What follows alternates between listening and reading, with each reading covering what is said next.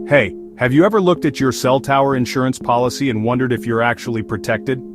I get it. These policies are packed with jargon and fine print, and the stakes are high. Cell towers are critical infrastructure, and the risks?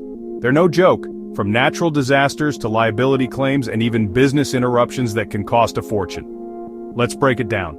The core coverage for cell tower insurance comes in three major flavors. Property coverage, think damage to the tower itself or its equipment. Liability coverage, which kicks in if something happens to a third party like injuries or property damage. And business interruption coverage, which covers lost income if the tower goes down and you can't provide service. Sounds airtight, right? Not so fast. There are plenty of exclusions and tricky conditions hidden in the fine print. Some insurers might not cover flood damage, cyber threats, or even certain types of windstorms. And here's the kicker. Most policies are written by brokers or lobbyists with their own interests in mind.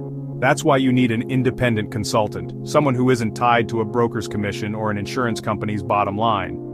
A good consultant, like DeshCap, can analyze your policy, spot the loopholes, and actually reword the contract to fit your unique risks. They'll negotiate directly with brokers to trim unnecessary costs and make sure you're covered for what matters most. So here's my advice. Don't leave your biggest assets to chance.